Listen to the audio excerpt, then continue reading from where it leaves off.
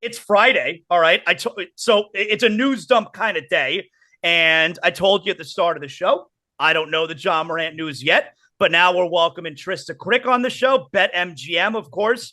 She is one of our favorites. We love having her on the show. Trysta, good morning. This is a big NBA news day. I'm going to drop some news on you here. How are you? I'm good. I feel like what Adam Silver's been doing is kind of like Marvel when you like wait for the credits and then there's like the end scene. Like it the throughout the entire finals, that was what it was for Adam Silver. He was like, and right after the finals conclude, stay Yeah. tuned for the Yeah. John Morant suspension. We'll be doing it live on NBA Today, you know? Wouldn't it have been great if they actually revealed it on the credits after they were clearing the trophy presentation in Denver, and then it just comes across the screen in true Marvel style? It's like it's Adam Silver at the bar and he's getting a drink and he's talking to the bartender. He's like, yeah, it's just been a really rough day. And they're like, oh, really? It's rough. Yeah. I had to give a 50-game suspension to one of the big superstars in the NBA. And then it's like, bam, bam, bam. Like, how does Stay that not tuned. happen? Because he's had this information for a couple weeks. And by the way, for all of you listening, Trissa has no idea what I'm going to tell her. She doesn't know what the suspension is. I do. It just came out. She does not know. So I'm I going have to no leave you idea. hanging for one more minute here. But how does it not happen where Adam Silver, he's at the bar, he's yucking it up, he's having a good time, he's a few jinks in, and then just all of a sudden he goes, "Hey, you want to know a secret?" And it's like, this is what the suspension is. And it's like, I got to tell somebody. And he just, like, how does he keep that secret? He's been on NBA Today. He's been on ESPN Countdown. He's been on who else? He was on Dan Patrick joking about open carry laws. So I mean, at some point during, me and you had a little chat before the Zoom got going. How does he not have that chat I don't know. prior? All right. So 25 games. That's what he got. Wow. 25 games. I feel like all that hoopla for 25 is just It kind of, feels a little light, right? it does. That's my initial thought. I was like, that's not that much more than the eight, right? Three times as much. So this Adam Silver was three times as angry this time around. I just don't feel it has a lot of teeth. If is there anything that comes along with that, what he has to do during Yeah, those 25? it's kind of like what Goodell does with the NFL, where it's a 25 game suspension, but he's still got to meet like certain criteria to be cleared to return to play. That was what it was the last time, wasn't it? It's like when you get caught not driving without your seatbelt, and they'll either give you a fine or you can go to like one of those classes where they show you all the people's photos that have died Mm-hmm. not wearing the seatbelt. Are I they mean, going to shouldn't make them? laugh. I mean, it's meant to be kind of a joke, but in a really dark way. Are they going to do that with Jaw and like go to gun brandishing class? Like It feels to me like 25. Look, it's the suspension's fine, but it does feel like because of the buildup, I think yes. anything less than 40 was going to be met with, wow, that's it. Yeah. It's like in the Marvel analogy, it's kind of like Lady Hulk and like She-Hulk, and you're like, just kind of Wasn't what leaves I me wanted a it to be. little underwhelmed. Yeah. I thought it would be 40. Yeah, That's I what thought I so too. well, God bless them. All that build up for nothing. What do you think it would have been if David Stern was the commissioner? Ooh, yeah, I think it would have been at least half the season, without a doubt. Without a Yeah. doubt. I mean, go back and look at some of not only some of the suspensions that he handed out, but even the fines that he used to hand out. I mean, I remember when Jet Van Gundy was critical of the way Yao Ming is, excuse me, used to be officiated when he was the coach of the Rockets. And David Stern took that as the officials not being on the up and up and fined him like $1 million the next day.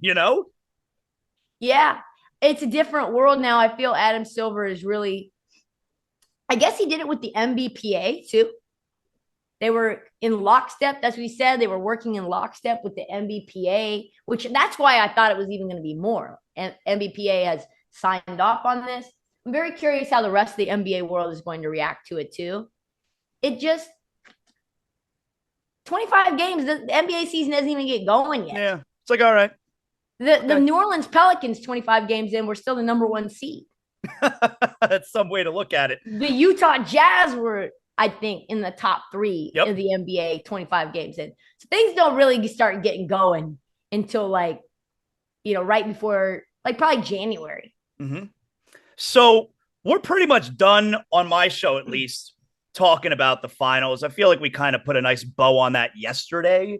Yeah. But overall, like, did you enjoy these finals? Certainly, the game 5 was a great game, I thought, even if it was played in the mud. I love that style of basketball. Game 5 was a great game. You could probably make the argument that game 2 was also a really good game. Overall, did you enjoy the finals? I would say I definitely enjoyed them. I loved the storylines. I wish the Miami Heat would have shown up the way they did against Boston, because I was hoping for more of a heavyweight fight. And this kind of felt along the way, outside of maybe after game 2, it just kind of felt like people thought Denver was inevitable. And I never liked knowing that what the end of the movie is going to be.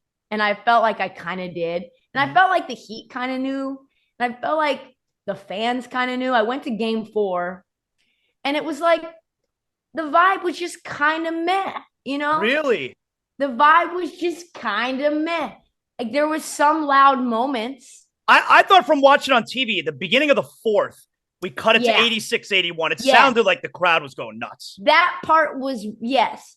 But I feel a good crowd has to get loud to boost the team up too. And if there's like a little window of hope, even if it's a stop, even if it's just a timely bucket, you got to get loud to try to put pressure on the opposing team. There's a reason, that they're on the road and that means something, right? So it just didn't feel, as opposed to like Toronto or Cleveland or even Golden State to a degree. Where else have I been? Or, I mean, even like Portland was pretty loud during the Western Conference Finals against the Warriors. So I just was a little underwhelmed with that, because I know that the Heat fans get kind of a bad rap about not showing up. A lot of people didn't come back until very late into the third quarter. That's normal. Yeah. But it's a finals game. Yeah. Like just kind of hold your pee and like thug it out, So so I enjoyed it. I would have enjoyed more drama, but I would say it was like on the list of finals that I've seen, it was probably one notch below the Toronto series, even though Kevin Durant was out. Okay. All right. We're excited down here, even though it didn't end the way we wanted it to, because we're so close to the draft. And not that we care about the draft, but things can start to happen on Thursday at the draft. And I mean, every name out there right now, Trysta, is being linked to Miami. Yeah. It kind of feels to me, and yes, Miami's always a destination, but it kind of feels like in that regard, based on what we just saw with this playoff run, it kind of feels like the Heat are back when it comes to being that big free agent or trade destination. What do you think? I think from like a standpoint of the Heat being a player and the Pat Riley buzz being at an all-time high, and I think he's now back to being feared for making deals that nobody should really be able to make. Like that's what's been in my mentions, is like, don't poo-poo this or this, because he can do even more than Danny Ainge can do. He's pulled off trades before. He's pulled off moves before that have been very shocking. So yeah, I think it feels like the Heat are a piece away, right? My question is how that works with the money, right? And the new CBA, and how you're going to potentially have free players making almost all of the cap. I used to be so good, Trysta, when it comes to keeping track of how the salary cap works and all the different machinations. It is impossible to understand everything now. Yeah, with the curtains and the levels and the repeater and this and that, all these like jargon words. I actually got into a little back and forth. Maybe it's my fault. I got a little bit sensitive with Barry Jackson Yeah. Tell me. I want to hear this. Because he thinks that the Heat can get Dame and Beal. Oh, yeah. You just give Portland Cody Zeller. They'll give you Lillard. Yeah. And I'm like, what kind of like raw Colombian cocaina is my man Barry Jackson on right now? And I guess you could try to make that case if you think that you can get Bradley Beal for a bag of chips. Yeah. But like you're talking about a guy making 55 million, and then Dame who's going to make 60 million, and Jimmy who's making 40 something million, and Bam on the kind of like fun max. That's a lot of money. I am very interested to see what this team would look like though with Bradley Beal. I am. I think the shooting and the shot making in the first 3 quarters would be very helped in that regard. And listen, like clearly the Heat only care about the playoffs. We know that. Like it's fine. Whatever you do in the first 82 games really doesn't matter. You can go to the finals as an 8 seed. So you've shown that you can do that. With a player like Bradley Beal, all you got to do is make sure he's fully healthy. Kyle Lowry wasn't healthy the entire year. He was MIA for like the last 2 years. We haven't known where he was at, what he was up to. Comes back, has some crucial minutes. So get off that Kyle Lowry contract, bring in Bradley Beal. I would be very interested to see how that looks. Me personally. Let's talk some of the other names out there, and it, doesn't have to be Miami Heat related. What did you make? We talked about this on my show today. What did you make of Karl Anthony Towns on Patrick Beverley's podcast? Because I got to tell you, Trysta, if I'm the Minnesota Timberwolves, I'm very concerned. I'm very concerned that a guy who I selected number 1 overall, who is supposed to be a franchise-changing player. I took a guy number 1 overall, and he believes winning a play-in game is more special than winning a championship. If I'm the Wolves, I got a major problem. I'm so glad that you see it that way too. I really am. Because the comment in itself was ludicrous, obviously, on its face. But what that does is illuminate the brain of someone who's supposed to be your rock, right? And he's just not. It's just not the wiring inside the brain is very clearly not operating. It's pretty obvious why Jimmy Butler needed to get out of there. 1000%. I call those guys chuckleheads. It's all fun and games. You want the life of an NBA player. You want to get the NBA girl like he has. Who's he have? Jordan Woods. And like you're hanging out on the yacht and you're both in your matching Michael Jordan jerseys and like Sandro Pay. And it's all fun and games until your ass is on the trade block, right? And I think when I saw what it was like to have, no Karl Anthony Towns on the team, and how much more chemistry Rudy Gobert and Edwards had together, plus all of the comments that Karl Anthony Towns makes. We in Minnesota now. Remember that? He was like, oh, yeah, we're back home. We're going to whoop the Memphis Grizzlies' ass. And they proceeded to give up, I think, a 20-point plus lead and lose to the Grizz in 6. Like, he's just a clown. Like, it's just clown behavior. So when I saw that the Timberwolves were better when Karl Anthony Towns was off the floor, and how it didn't work with him and Rudy, I was like, probably week 4, week 5, I was like, they got to trade him. That's the inevitable move. I know that. Because you would be able to get a lot for him. You would. Yeah, you would. Yeah, and a team like, I don't know, maybe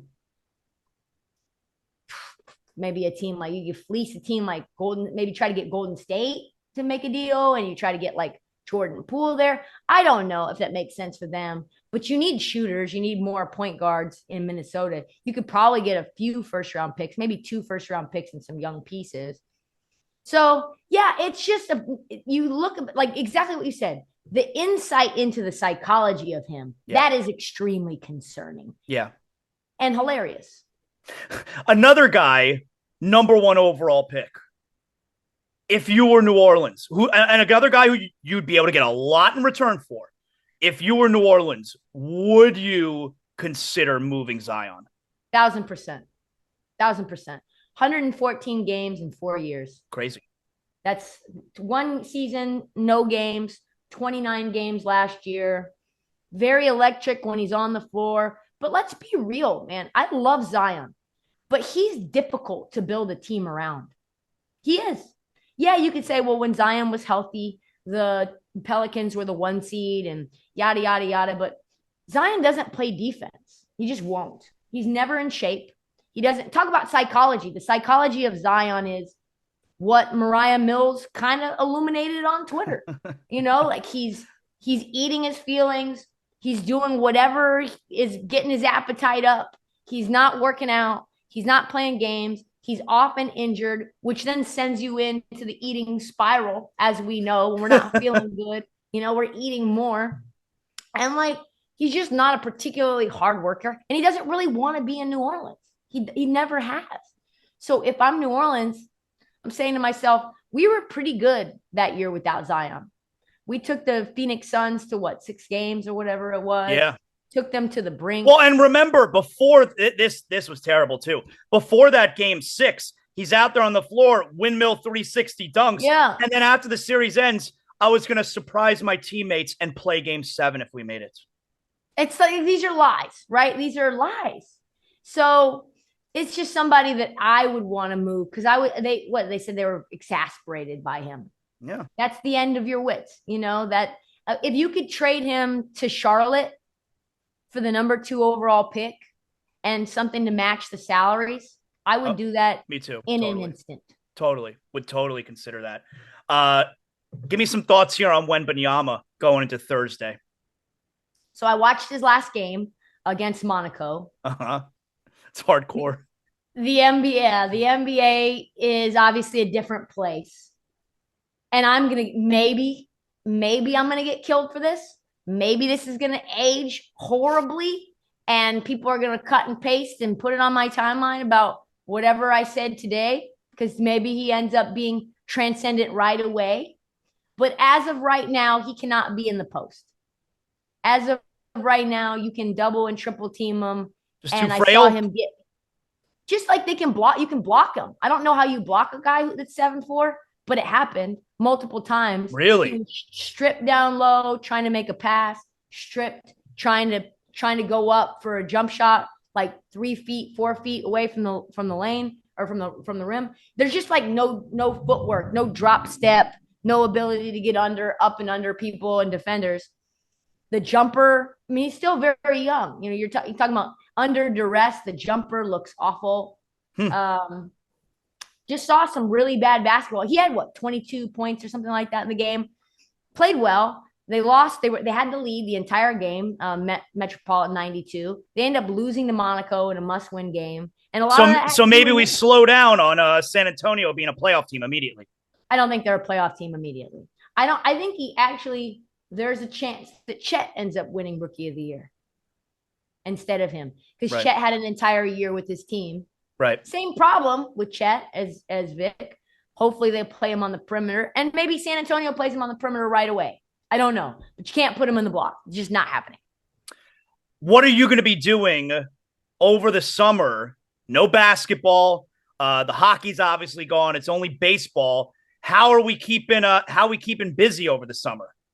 Oh man, I have no problems in the dead months. I have problems creating content, but I'm going to go to France actually. I'm going to Paris right after Summer League on the 16th of July. All the way through August 1st.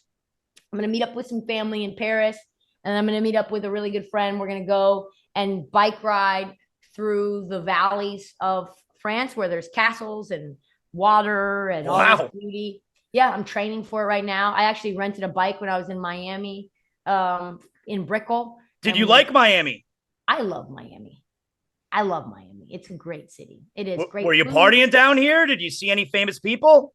I don't party, man. I'm so boring. I'm more of a morning, afternoon Miami, late afternoon. Yeah, you're my speed. Yeah, once you start getting to the wee hours, I'm less appealing. I think there's just everyone's got the bodycon on and 17 layers of makeup. They're willing to risk it all for whatever, they're drinking their Aperols or whatever. No, I don't drink. I don't go out. Loud noises aren't for me. So yeah, when Trysta was here last week, I wanted to meet up with her. Where are you saying? She goes, Brickell. I'm like, yeah, that's not happening. I'm not going down to. We're not going to Miami. Yeah, you sound more my speed though. Yeah, we could have hung out. We could have gone to like Pura Vida. We could have gone to Key Biscayne, had a little drink. Yeah, I'm boring, but I enjoy the vibe of Miami, the humidity, the food, the beautiful people that just look ready for mischief. There you go. Trysta, you said it all. Tell everybody how they can hear you on a nightly basis. And of course, like I said, the Heat Check with Trysta Krick, which I listen to daily. Trysta's really what I believe is the next big star. Tell everybody how they can hear you. Oh man, that makes me feel good. Thanks. That's a lot, means a lot coming from you. You can find me Monday through Friday, BetMGM tonight. It's a betting show, 7 to 11. You can get that on wherever you get your podcast, or you can listen to it live on the Odyssey app. It's also on some radio stations. I think it's on a Miami radio station as well. Yeah, I think so. I don't know the call letters, but I'm sure you can find it. And then on weekends, I'm on WFAN in New York, call-in sports show. And yeah, like Zaz says, we got to get you on the podcast. Got to get you on Heat Check soon. Oh, awesome. Yes, that would be a lot of fun. There you go. Always great having you on, Tristan. Thank you so much. Thank you, sir. Talk to you soon.